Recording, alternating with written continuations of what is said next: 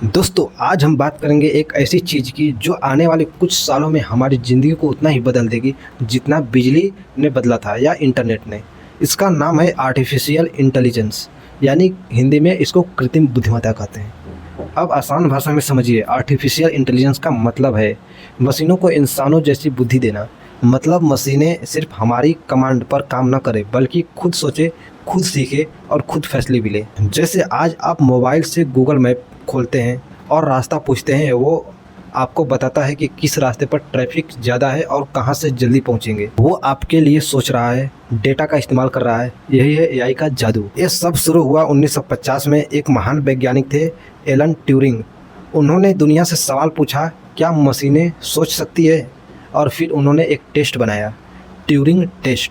इसका मतलब है कि अगर मशीन इंसानों से बात करे और इंसान को पता ही न चले कि सामने मशीन है या इंसान, तो उसे बुद्धिमान माना जाएगा। अब 1956 में अमेरिका की डार्टमाउथ यूनिवर्सिटी में एक सम्मेलन हुआ। यहीं पहली बार शब्द गढ़ा गया आर्टिफिशियल इंटेलिजेंस का। वैज्ञानिकों ने सपना देखा कि एक दिन मशीनें इंसानों जैसी समझदारी हासिल कर लेगी। लेकिन दोस्तों, सपना देखना आसान है, पूरा करना मुश्किल। 1960 से 1970 के बीच कुछ छोटे एआई प्रयोग हुए, दिमाग की कोशिका की नकल करना। लेकिन उस समय कंप्यूटर बहुत धीमे थे, डेटा बहुत कम था और रिसर्च बहुत महंगी। सोचिए, जैसे आप ₹2 का मोबाइल रिचार्ज करवाकर नेटफ्लिक्स पर 4K मूवी देखने की कोशिश करें तो ऑफिशियली नहीं चलेगा। उसी तरह मशीनें सीखना चाहती थी पर उनके पास ताकत नहीं थी। नतीजा ये हुआ कि लोगों ने भरोसा खो दिया, रिसर्च पर फंडिंग बंद हो गई। इस अंधेरे दौर को कहा गया एआई विंटर, यानी कृत्रिम बुद्धिमत्ता की सर्दी। ये 2 बार आया था, एक 1970 में और फिर 1980 से 1990 में। 1997 में हुआ वो पल जिसने सब बदल दिया। IBM कंपनी का सुपर कंप्यूटर डीप ब्लू दुनिया के सबसे बड़े शतरंज खिलाड़ी यानी गैरी कास्परोव को हरा देता है। सोचिए, शतरंज जो दिमाग का खेल है, उसमें इंसान हार गया और मशीन जीत गई। ये था एआई का असली कमबैक। 2000 के बाद इंटरनेट आया। अब हर इंसान फोटो, वीडियो, गूगल सर्च सब ऑनलाइन डाल रहा था। यही डेटा एआई का खाना है। जैसे बच्चा किताबें पढ़कर सीखता है, वैसे एआई इंटरनेट को डेटा पढ़कर सीखने लगा। फिर आए जीपीयू, ग्राफिक्स प्रोसेसर, जो पहले वीडियो गेम्स के लिए बने थे, लेकिन इन्हीं से मशीनें तेज़ी से सोचने लगी और यही से शुरू हुआ एआई का सुनहरा दौर। 2012 में इमेज नेट चैलेंज हुई। इसमें कंप्यूटर को लाखों तस्वीरें में पहचानना था कि क्या है, बिल्ली, कुत्ता, गाड़ी या इंसान। पहले मशीनें गड़बड़ करती थी, लेकिन डीप लर्निंग नाम की तकनीक ने सब बदल दिया। मशीन ने इंसान जैसी सटीकता से चीज़ें पहचानना शुरू कर दी। यहीं से एआई रोज़मर्रा की ज़िंदगी में घुसने लगा। आज आपके पास मोबाइल में गूगल असिस्टेंट है, सिरी है, घर में एलेक्सा है, यूट्यूब आपको वही वीडियो दिखाता है जो आपको पसंद है, नेटफ्लिक्स वही फिल्म सुझाता है जो आपके मूड में है, टेस्ला जैसी कारें बिना ड्राइवर चलती हैं, यहाँ तक कि अस्पतालों में एक्सरे और एमआरआई को पढ़ने में एआई इंसानों से तेज़ साबित हो रही है। जैसे आपकी माँ आपको देखकर समझ जाती है कि आप खुश हो या उदास, उसी तरह अब एआई फ़ोटो और आवाज़ में पहचान लेती है।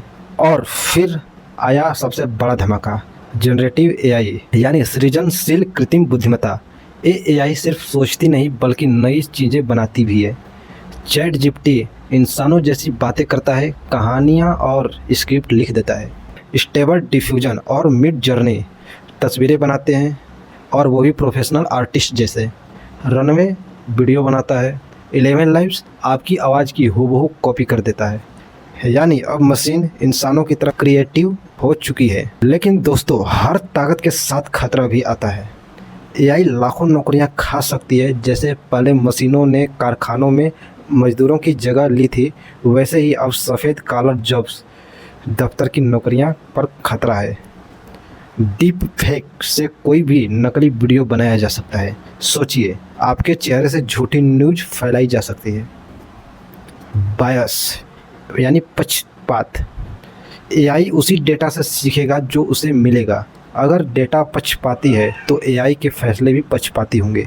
और सबसे बड़ा डर, सुपर इंटेलिजेंस, अति बुद्धिमत्ता। अगर मशीनें इंसानों से भी ज़्यादा समझदार हो गई तो क्या वो हमें कंट्रोल करेंगी? एलोन मस्क और स्टीफन हॉकिंग जैसे वैज्ञानिक चेतावनी दे चुके हैं, एआई परमाणु बम से भी बड़ा खतरा हो सकती है। तो क्या एआई हमें बर्बाद कर देगी या फिर स्वर्ग बना देगी? सोचिए, अगर एआई को सही दिशा मिले तो बीमारियों का इलाज तेज़ी से होगा, हर बच्चे तक मुफ्त शिक्षा पहुंचेगी, गरीबी मिनट में दूर की जा सकती है। लेकिन अगर इसे हथियार बनाने और सत्ते के लिए इस्तेमाल किया गया तो नतीजा विनाश भी हो सकता है। दोस्तों, एआई कोई जादू नहीं है, ये इंसान की बनाई हुई बुद्धि है। फ़र्क सिर्फ इतना है कि हम इसे कैसे इस्तेमाल करते हैं।